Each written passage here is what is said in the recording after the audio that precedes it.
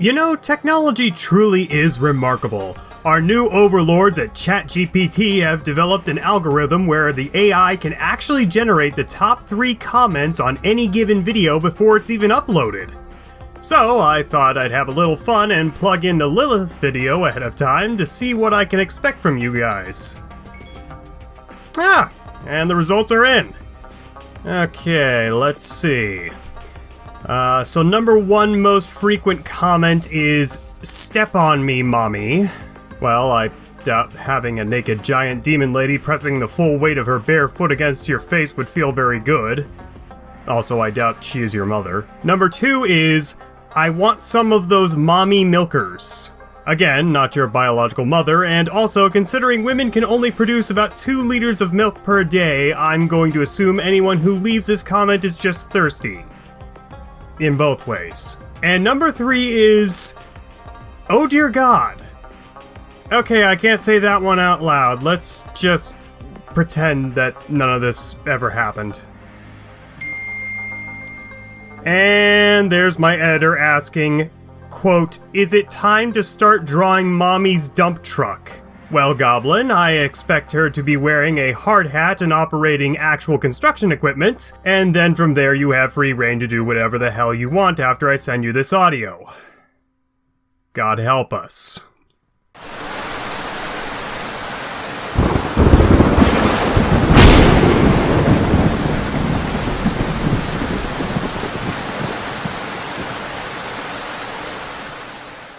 I think a video on Lilith, at least on my channel, where we aren't afraid to conflate biblical doctrine with mythology, is an inevitability for anyone looking to marry the world of medieval Jewish mysticism with the Babylonian mythological figures which foreran it. We'll examine this a bit more extensively once we get into picking apart her etymology, but for now, I think Lilith is just obscure enough to warrant a brief explanation of who she is as a character and why she is joining the likes of Baphomet and Samael as biblical antagonists. So newcomers to this channel, or others not familiar with my past work, may not know this, but there are actually 2 creation stories found in the opening chapters of Genesis. Genesis 1 is a bit of a problematic book for the Bible. You've got things like the world Hayata, waste and void, saying the light was signs for days, weeks, seasons, and years. This one in particular is a thorn in the side of apologists who want to argue that the Bible was metaphorical rather than literal. The entirety of the firmament, let us make man in our image. Again, not a total gotcha, but this is really awkward wording when you haven't mentioned angels yet. And the small detail wherein man and women are actually simultaneously created. "And God created man in his own image, and in the image of God he created him. Male and female created he them." Now, there's a bit of a tonal change from Genesis 2:4 to 2:5. This is between God declaring the 7th day for rest and the inexplicable 2:5 where he essentially says, "Oh shit, I forgot to invent plants," even though he had already done this back in Genesis 1:12. This is followed by the famous Genesis 2:7. "And Jehovah God formed man out of the dust of the ground, and breathed into his nostrils the breath of life, and man became a living soul." So, why is it that God inexplicably starts creating things that he had already done beforehand? Well, the simple and real-world explanation is that the Bible is an anthology, and Genesis actually has 2 authors. The one who wrote up until 2:4, and then the other guy who picked up the pen at 2:5, although this author and his works are supposedly older. Apparently recounting the same oral traditions, but with a slightly different twist. These authors are known nowadays as P and J, respectively. However, this is somebody's holy book, and contradictions are a no-go. So, in the Middle Ages, some Jewish scribes came back to Genesis, noticed a discrepancy, and attempted to explain it away via some expanded universe material. The earliest mention I can find of a Jewish Lilith is the Alphabet of Sirach, a Jewish work written in the Islamic countryside by some anonymous author between 700 and 1000 AD. Very specific, I know. In the second set of Proverbs, a narrative is told by a man named Ben Sira, a Jew summoned to the court of King Nebuchadnezzar II under the pretense that he may cure the king's infant son of an unspecified illness. Before we go any further, however, I must insist that we take a brief aside to talk about Ben Sira, because the professed story of his conception is actually hilarious to me, since a lot of strangers in my comment section probably have a very similar origin story. So, he is the son of the prophet Jeremiah and his virgin daughter. No, I did not stutter. Apparently, Jeremiah jacked off into the mikveh, which is one of those ritual bathtub things that baptisms are performed in, and apparently when his daughter stepped in to be purified, some of his splooge floated in, and she became pregnant with her own brother. Ben Sira is literally a public pool baby, which I suppose is a step up from a gas station toilet seat baby, but I digress. Anyway, this son of a famous prophet starts carving out an amulet for the king's son, making sure to include the names... Oh dear God. Traditional Hebrew has no nouns, and it definitely shows here. He inscribes the 3 angels' names into the medallion Snivy, Snthvi, and Sngolf. Fuck you, you don't know how to pronounce these either. These are apparently the angels in charge of medicine, in which Ben Shapiro here goes off on a tangent explaining why that is to this Babylonian guy who couldn't give less of a shit. After God created Adam, who was alone, he said, "It is not good for man to be alone." Genesis 2:18, they actually fucking internally cited this. He then created a woman for Adam, from the earth, as he had created Adam himself, and he called her Lilith. Adam and Lilith began to fight. She said, "I will not lie below." And he said, "I will not lie beneath you, but only on top.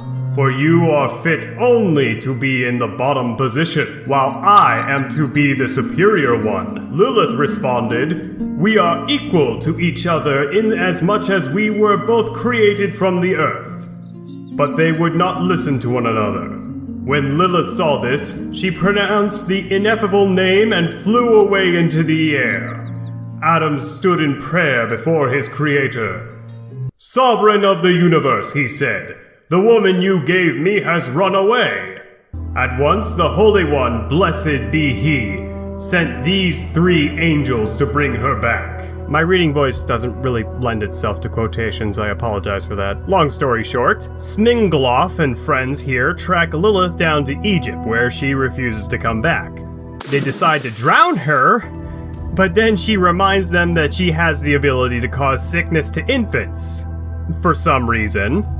And equally as jarring, they say, "Understandable, have a good day," and then leave her to murder any fucking baby who doesn't wear some bling with these chucklefucks' names carved into it. You know, now this story makes even less sense. Especially when you consider that P's version of Genesis doesn't actually give Adam a name. We assume this is Adam, but the material used to create him and Lilith isn't specified. Hell, Adam, according to Jay, isn't name-dropped until late in Genesis chapter 4. Presumably named this way because of Adamus, which makes up his form. For all we know, this could be someone else entirely. But let's not focus on that too much for right now. So, why wasn't Lilith name-dropped? Well, apparently, the reason as to why Adam's first wife wasn't given a proper name is because she dared to not be a trad wife because she wanted to be on top. And that is not cash money, therefore she got kicked out of the Torah. Later on in the 13th century, her lore was expanded a little bit. She was written to have coupled with Samael after leaving the Garden of Eden, thus mothering a legion of demons. This was apparently too confusing for Christians, so they just changed him around for Satan. Paradise Lost be damned. And that's kinda what stuck in with her image in pop culture.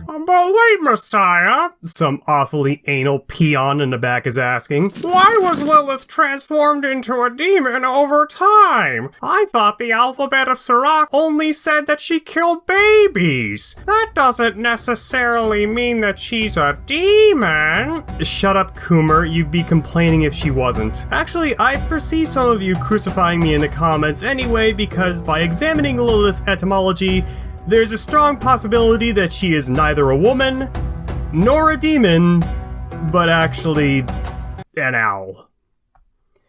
I know, Jesus died for your sins, but apparently I need to sacrifice myself for your horny. I would say don't shoot the messenger, but I look like an Irish mobster on Valentine's Day already.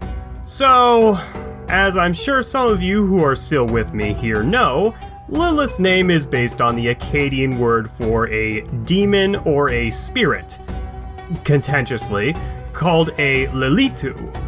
Not saying that the vocabulary of the Akkadians is in question, but rather the Hebrew translation of the word Lilith. So the Masoretic text, which is used in the standard Tanka, roughly translates Lilith's one and only mention in the entire canonical Bible as, "And shall meet wildcats with jackals. The goat he calls his fellow. Lilith, she rests and she finds rested. There she shall nest the great owl, and she lays eggs, and she hatches, and she gathers under her shadow hawks, kites, gleeds, also they gather, every one with its mate." It's important to note here that in the Dead Sea Scrolls, this section of Isaiah actually uses Liliyot, or the plural of Lilith. From there, you can kind of see where this is going. I thought that whoever put this passage into writing used the foreign word Lilitu incorrectly, as in its traditional Akkadian dialect, it denotes a demon, though the writer of this passage probably just assumed it to mean an unclean animal, more specifically an owl. So the Septuagint tried to throw me off a little bit, more specifically Cambridge University, as they attempt to mention the owl in their translation.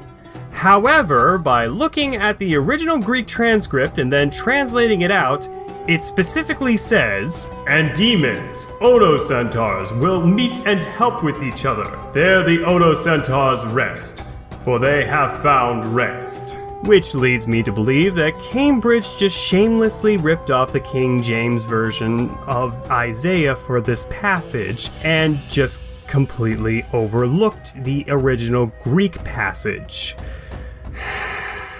Now, as cathartic as it would be to verbally berate the hell out of Cambridge right now, I have a video to do.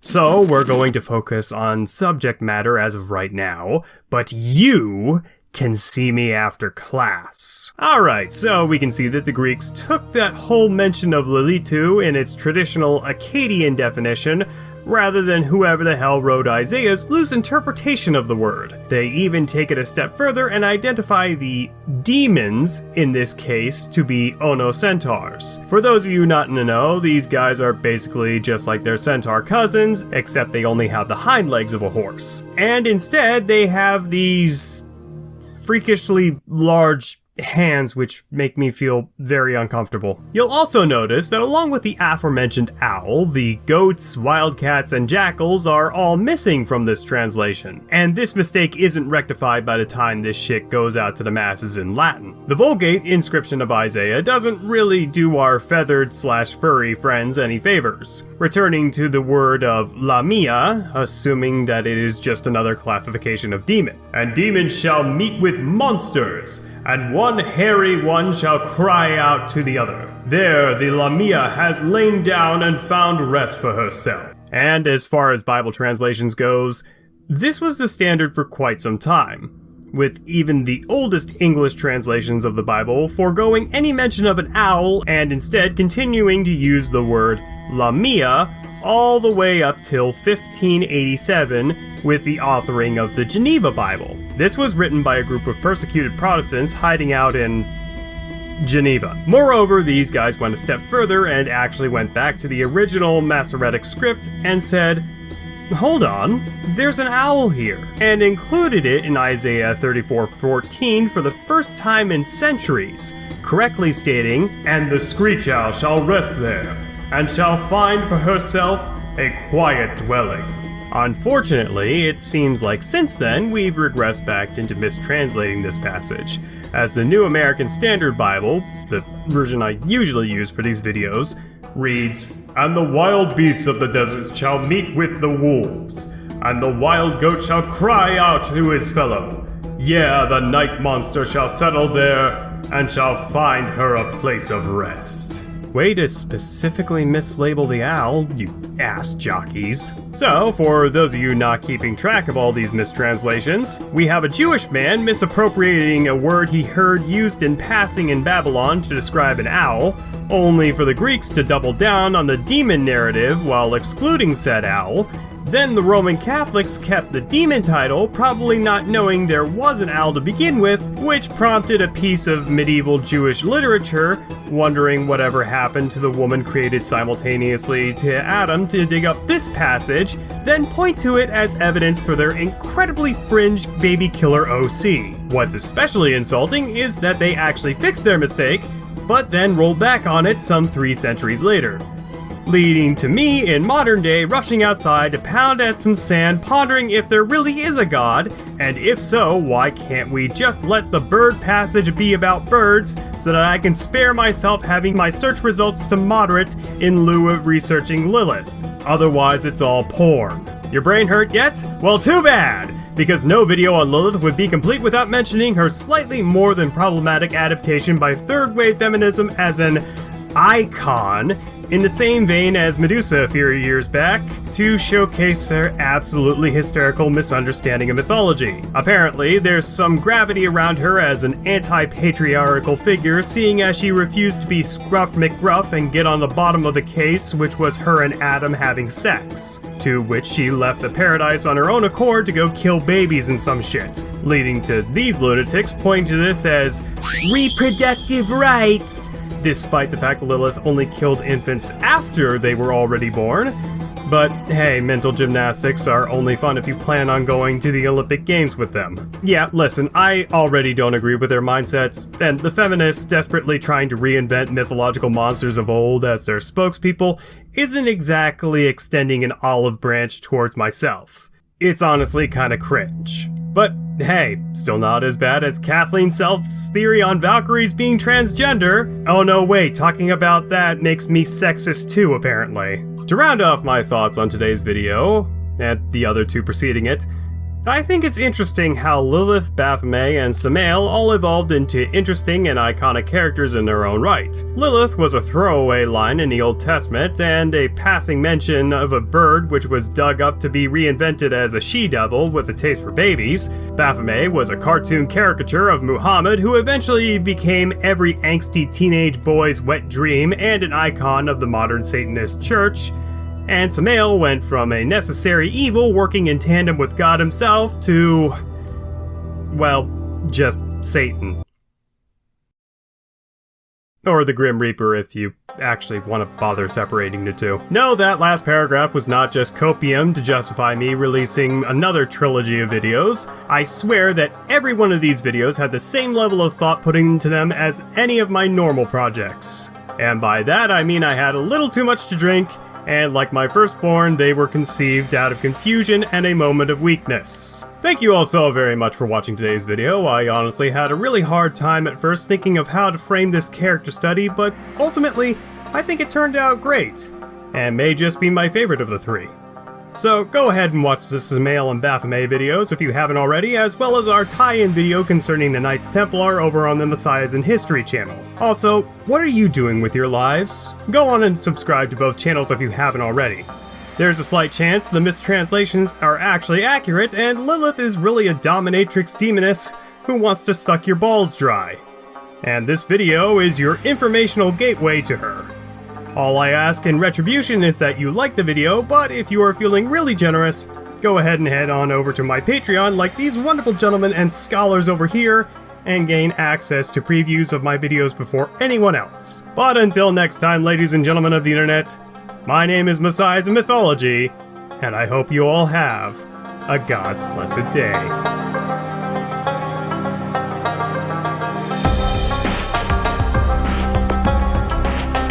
Oh, don't think I forgot about you, you pretentious candy-ass Ivy League motherfucker! Get over here!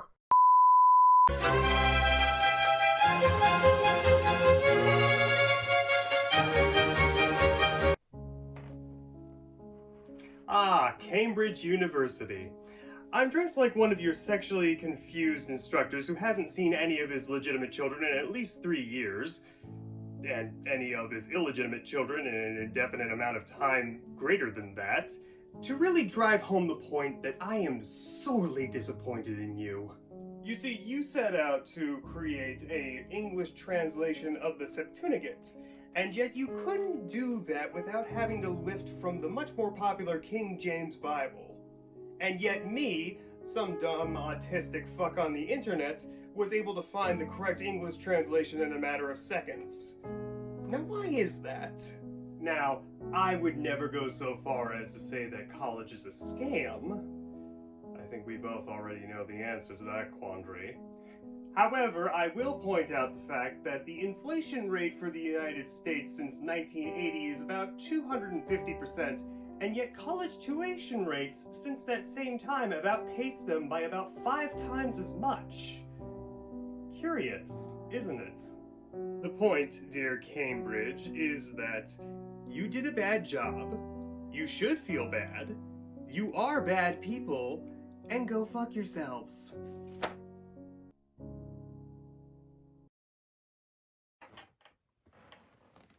Get myself out of this pitted ass monkey suit, Jesus Christ almighty.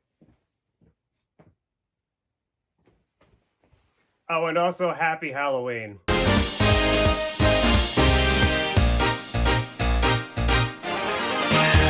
Suck.